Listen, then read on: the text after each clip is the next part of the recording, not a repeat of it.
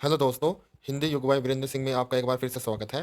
तुलसीदास की जो हमारी सीरीज चल रही थी, ये उसकी चौथी और अंतिम कक्षा है। क्योंकि जो तुलसीदास के बारे में हमने सब कुछ जान लिया था, उनकी रचनाएं, उनको उनकी जो भक्ति भावना किस तरह की थी, जितने भी जो महत्वपूर्ण तथ्य थे वो हमने पिछली वीडियो में देख चुके हैं। आप प्लेलिस्ट में जाके जो हिंदी साहित्य के इतिहास के नाम से है, उसमें जाके आप तीनों देख सकते हैं। ये आपकी सिर्फ एक टेबल रहेगी जिसमें आपको रचनाएं जो हमें आरोही अवरोही क्रम में लगानी होती हैं, उसके लिए आपके लिए ये महत्वपूर्ण रहेगी। देखिए, जो ये तालिका में जो रचना वाले के जितने भी हमें प्रकाशन के जो ईयर हैं दिए हुए हैं, वो सब जो इनके शिष्य थे बेनी माधव दास, जो तुलसीदास के शिष्य हैं, और इन्होंने गोसाई चरित्र नामक रचना की है। ठीक है, जो इनकी क्या जीवनी है, तो उसमें सबसे पहले क्या रही राम गीतावली। तो 1571 ईस्वी ब्रज भाषा में, मैंने आपको बताया था कि ई की मात्रा है, सिर्फ एक अपवाद है। ठीक है, और ई की मात्रा वाली सभी क्या ब्रज भाषा में आए थे। और राम गीतावली या गीतावली बोल देते हैं इसको, क्या है, 1571 ईस्वी में। उसके बाद देखिए कृष्ण गीतावली 1571 में, और ब्रज भाषा में। ठीक है, ब्रज भाषा में, और गीति काव्य मुक्तक है ये।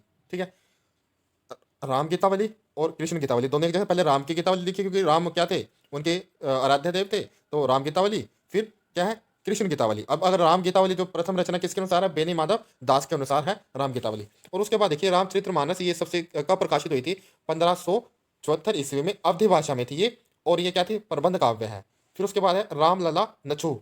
ठीक है, ये अवधि भाषा में है और प्रबंध काव्य है 1582 ईस्वी में। अब देखिए 1582 में और क्या है, पार्वती मंगल 1582 में है, और जानकी मंगल ये मिथिला प्रवास के समय तुलसीदास ने रचना की थी। और ये तीनों क्या है, अवधि भाषा में। और जो ये है ना, देखिए जो रामलला नच्छू, पार्वती मंगल और जानकी मंगल, ये क्या है, ये मंगल गीत हैं। ठीक है, इसी तरह अब हम आगे देखते हैं राम विनयवली या विनय पत्रिका, ये ब्रज भाषा में आ जाएगी। देखिए यहाँ पे रामलला, पार्वती मंगल, ये सब अवधि भाषा में है, प्रबंध काव्य है सब। जो अवधि भाषा वाले तकरीबन सब रामचरितमानस के अवधि भाषा में प्रबंध काव्य है।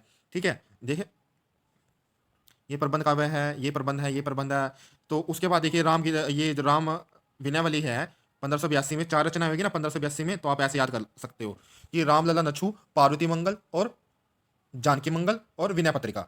ठीक है, क्या है ये, 1582 में, एक ही उसमें है। ठीक है, और उसके बाद क्या है, दोहावली, इसमें वली आ गया, एक ही मात्रा आ गई, तो ब्रजभाषा में है, ये मुक्तक है।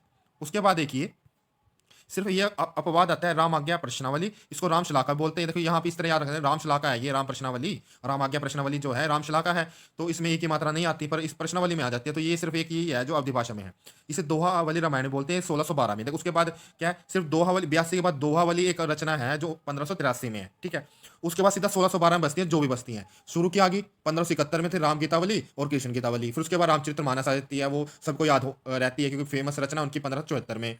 उसके बाद क्या है, राम आज्ञा प्रश्नावली। इसके बारे में जितनी भी रचनाओं के बारे में हमने व्याख्या पिछली जो कक्षा है उनमें पूरी अच्छी तरह कर ली है, वो आप प्ले लिस्ट में जाके उसको देख सकते हैं। ठीक है, और देखिए राम आज्ञा प्रश्नावली में शुभ अशुभ का विचार, इसे ज्योतिष कोश ग्रंथ भी बोलते हैं। ये इस बार एस्टेट में भी आया हुआ था। सातवें सर्ग के सप्तम में शुक शगुन विचारने के ढंग किए गए, सातवें सर्ग में के सप्तम में।